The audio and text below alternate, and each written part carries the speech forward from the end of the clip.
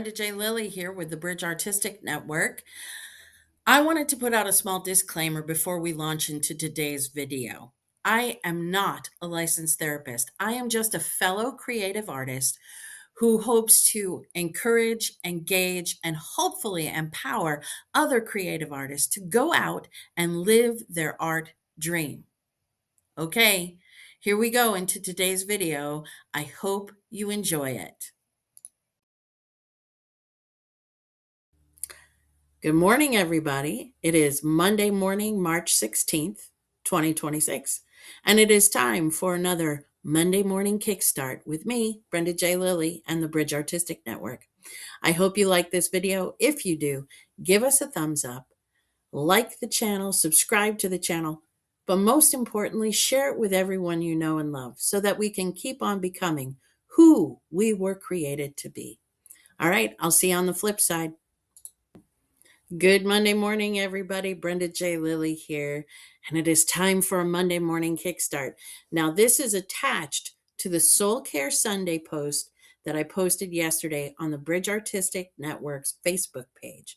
So if you haven't read that yet, go to the Facebook page and read that post because we're about to talk about resilience and we're going to do a little bit of a deeper dive. I've got my cup of coffee here. I'm ready to rock and roll. I hope you are too. All right, let's talk about it. Resilience. As I said in the post yesterday, resilience isn't just an innate ability, right? You're not born with resilience. Some of us are born with more of a bent or leaning towards being resilient. Those of us who are born with a more positive outlook on life, that don't get fussed so much by things going sideways. But then there are those of us right here, you're looking at her, who don't like it when things come out of nowhere and sort of take me off course. Or when even little things happen, that ugh, now I have to deal with this, right? Growing in resilience, it's a skill that we can learn. It's a skill, a tool, an ability that we can put into our emotional uh, and spiritual, our life toolkit, so that when these things come out of nowhere, seemingly, when life gets hard, when change comes, and things around us want to threaten to take us off our feet or to pull us off center, having a strong sense of resilience, having that muscle toned up and ready to work will help us in a long run. So resilience is not an innate ability. It is an ability and a skill, which means it can be learned, right? And this is exciting to me because resilience, like perseverance, helps us to keep going, even in the struggle, even when things are bleak and dark. Being resilient offers hope to our spirit. And so we need to understand that it's a mental muscle, right? It's like riding a bike. Resilience is a skill and it improves with practice and intentional daily use and effort, just like riding a bike, right? And so, just like riding a bike, if you haven't ridden a bike in a while, you can get back on a bike and your body remembers, your muscles remember how to be. Resilience is that same kind of thing. It's just a mental muscle. And so when a hard time comes or something upsets the apple cart, when you've practiced the art and skill of resilience, your mind will go, oh, yeah, but. And we need that. We need that in this world. We need more of that in our daily lives. So, how do we practice resilience, right? Because it's all well and good for me to tell you that it's a skill that you can practice, but if you don't know how to even begin that practice, well, then it's what's the point of this video? So we're gonna talk about a few things. So first of all, I want to talk about some behavioral and or thought or big word cognitive shifting that you can do. And it involves looking at whatever the event is that you're in the midst of and changing how you interpret that event, that thing, right? That hardship. Regulating your emotions around it and building a sense of purpose even in the midst of it. And not being able and not allowing that circumstance to pull you off purpose. So, having a purpose in your life, knowing what you're supposed to be on about, is truly helpful in this process of practicing resilience. Because when a daily, like, something happens and it upsets the apple cart a little bit, you go, okay, and you start to really just back up. You don't let your emotions run away with you. That's the first thing. One of the first things you can start to practice. If you are an emotional person who gets easily pulled by your emotions, you can practice the art of breathing. Now, I say every single week on the Bridge Artistic Network on Soul Care Sunday, what is it that I practice first? What is the first thing we do? We all take a collective breath together.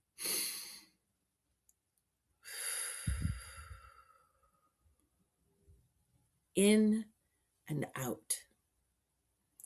Breath changes perspective. So, point number one, if you're in the midst of a struggle, if life is getting tough, practice some breathing. If your brain is telling you flee, stop and breathe. I know some survival instincts kick in at the strangest times. That fight or flight thing kicks in for us when things get tough. So many of us just want to dump and run. And I acknowledge sometimes you have to leave. But sometimes you have to stand in the midst of the storm, in the midst of the battle, in the midst of the hardship. You have to stand. Resilience helps you to stand. Having your purpose, understanding who you are as a person and why you're on the planet helps to be resilient. And then when the storm hits and that fight or flight mode kicks into your brain, taking that deep, abiding breath, doing that as many times as you need to calm your mind down, to not let your emotions run away with you, helps to calm the storm, the emotional storm. There's a storm of circumstance happening all around you. And what generally happens is that storm becomes internalized, and those become the emotions that we come from: fear, anger, upset, confusion.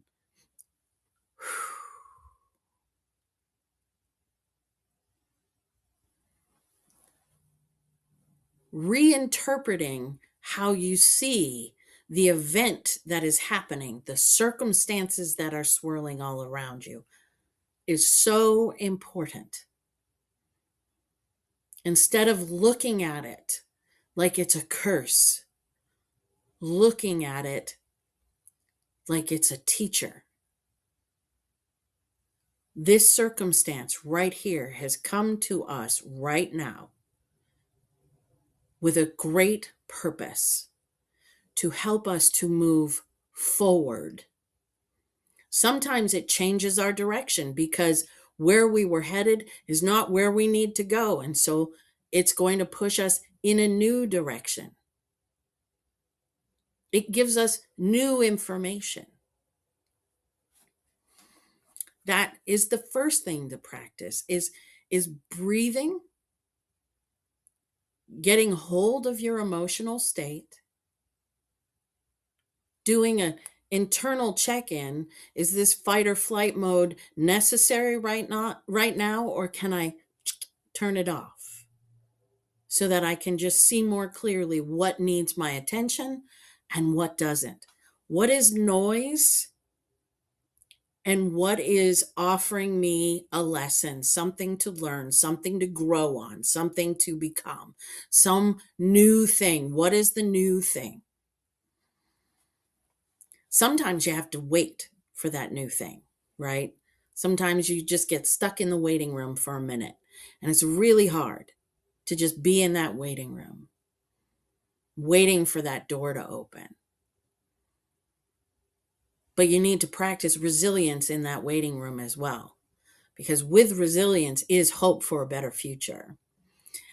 So, some strategies that you can use to help grow in resilience is to build really good connection with people and even with places, like building strong bonds with the right people so that you have your people when times get tough who can come around you and support you and are for you. So you never feel like a burden or like you're alone. You need to prioritize self-care because you can't do any of this work without taking care of yourself. Because this isn't about condemning, oh, I've been thinking about this all wrong. I'm a horrible person. No, there's no condemnation here. This is learning how to be better at something, right? Just because you haven't been good at it to this point doesn't mean that you can't grow into it and become really fantastic and super resilient. You know, I used to say in one of my classes that I taught, one of my acting classes, is those who are flexible can be bent, but they won't be broken. So you're going to get more flexible. The more emotionally flexible, and also probably physically flexible, but emotionally flexible, you're just going to be able to go, oh, okay, we need to go this way. Building strong connections with people allows you to have sounding boards, right?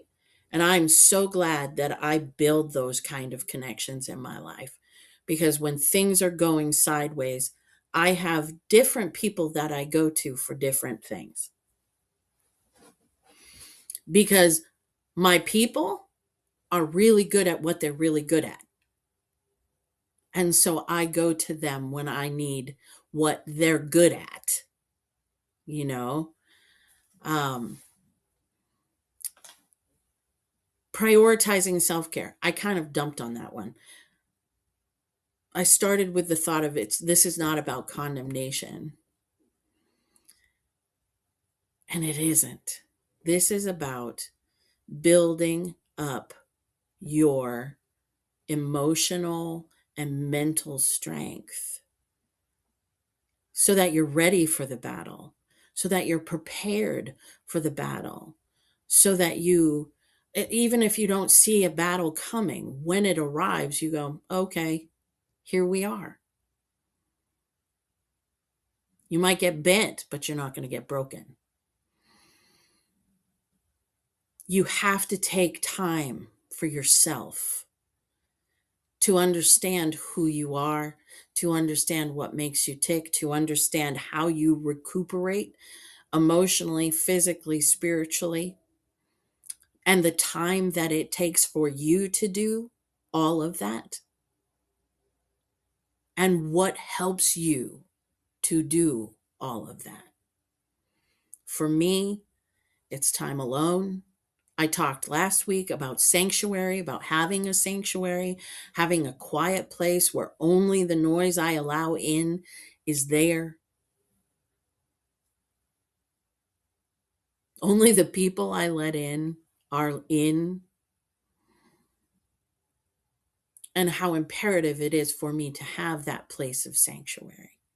So it's building a strong connection to also a place for me. It's not just strong connections to people, but it's a strong connection to a place. And that becomes also about self care for me. It helps me. A sanctuary helps me to know that I'm going to be okay. It's that place of recovery for me, that place of quiet and solitude and peace, where the world outside is chaos and crazy circumstances, and it's swirling all around. It's so much noise. A sanctuary is that place of quiet recovery, and a place that I can easily find my breath. That place allows me to really take good care of myself. And when you start to take good care of yourself, your perspective can shift. When you feel good, when you feel confident, when you know that even if you are triggered by something, that you're going to be able to handle it, you launch more positively into this world. You have a much more positive outlook. Your perspective changes. And it's not because there ain't nothing I can handle. That's not it. It's that you've set your world up so that you're doing self-care, you have friends, family, you have compatriots, so you have deep and abiding connections with people. So you know that no matter what, it's going to be okay because I have these things in place. It's like you're building a fortress, but not to keep people out, to build up what it is that you want to release out into the world, and you're keeping it safe, right? Does that mental image even make any sense? I don't know, but it just makes me think, like, self-care, having deep connections, all of these things build us up to be powerful individuals. And it's not because we're an individual, and it's not because we can do everything on our own. It's because we have those connections that things are possible. My other absolute for my life is my faith. I must be a part of the body of Christ. I must pray. I must seek my God. If I don't do that daily, whoo, honey child, I am not a good person by the end of the week. And you don't really want to know me. And those of you who knew me before I knew God, you know what I'm talking about.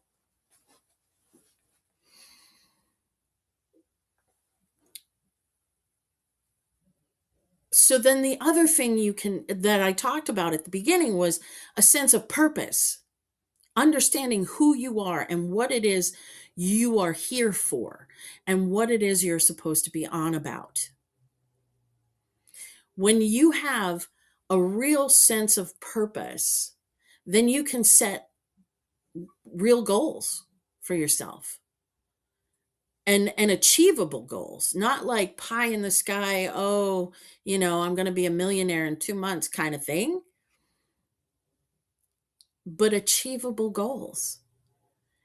And that helps you stay on purpose, on target. So even when circumstances come to sort of unhinge you, uproot you, change something, or try to push you in one direction or another, when you know who you are, when you know your purpose, when you have strong, deep, abiding connections with other people, you are not so easily pushed to the left or to the right.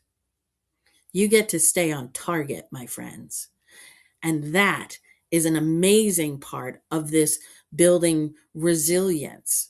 Learning from experience is another part of resilience, of learning how to be resilient. So it is about looking back over how you've conducted yourself in previous times of stress and upset. It helps you when you look back over, oof, I didn't do that so well. Again, it's not about condemnation, it's about growth. It's about growing in new ways.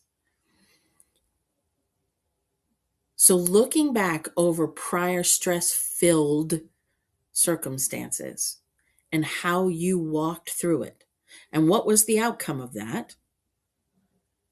And now, as you look at it, how can you, knowing what you know now, do things better when things get tough, when hard times come, when things don't quite go your way? Each one of these situations, and they're all different kinds of hard, there's different levels of hardship and different levels of chaos and different levels of life circumstances that are trying to push you this way or that way. Some are huge, some are not so huge, some are small. But they are all building ground, all there to help you build this skill called resilience. These circumstances in life are our actual training ground. You know, it doesn't mean it's easy. I look, I know it's not easy to walk into dark places and this and think, okay, it's going to be all right. It's going to be fine. To have things go completely sideways, to have your whole life upended, and still say, well, okay, I'm going to do this. This is what I'm going to do about it.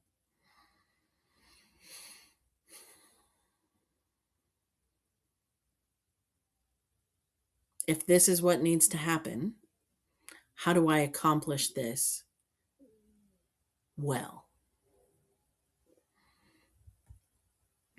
So you need to start to build into your life, grow into your life some mindfulness. The best way I know how to do that is through breathing exercises, right? Taking a deep, abiding breath brings you back to center, calms your mind, and allows you to take hold of those emotions and manage them. Because unlike what this world tells us to do, I don't think we should allow our emotions to rule us. I think they are indicators for us. They tell us something is going on. So, yeah, check your engine. Something's going on. Take a breath and start to manage it. Start to rethink your thoughts, reframe your thoughts. What is it you're focusing on? How is it that you're looking at a situation? And now, how can you look at it from a more positive, still being realistic, but a more positive way? How can you change your perspective? Build connections, strong relationships with family, with friends, and build a community of support. We are so much better together. And having community helps us to be more resilient. It just does. Self care, build it, put it into your kit bag. You need to take care of yourself. Physical health, your sleep, taking time away. If you're a person of faith, taking time to pray before you launch into your day. It's so important. When I was younger, I used to think every time someone said, oh, you need to spend time with God before you do anything, I really thought that that was very rigid.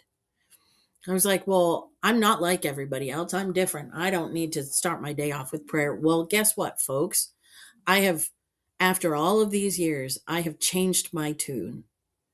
I know that if I don't start my day with Him, woo, some days can go sideways really fast. So part of my self-care routine is starting my day off quietly and talking to God. I try to get as much sleep as I can and get a goodly amount of sleep. I go on walks with my dog. I oxygenate my body. I do breathing exercises for mindfulness, and I find sanctuary to be quiet, to find a place of rest for my soul. And I know I have a purpose on this planet. You're a part of that. And so I have a clear understanding, or mostly clear understanding of who I am. I have goals and I have a path that I'm on. And because of that, I don't get pulled sideways. When people say, "Oh, you would really like to do it if you would really like this. You should try this." I think, well, does that fit in with what it is I'm supposed to be on about?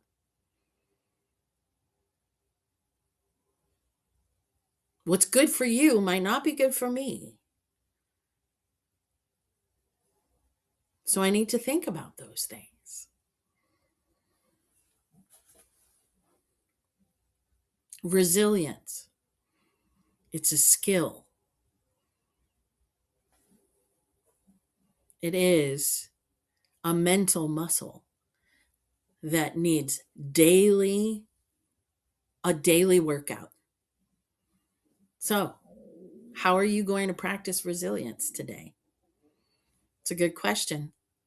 Let's kickstart the conversation, shall we? All right. That's all I have for us today. Oh, this is 27 minutes. Shoot.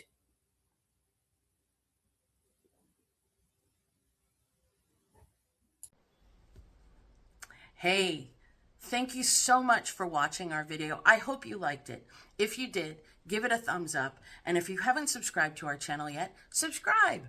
What are you waiting for? All right. I hope you all have a wonderful week. Bye.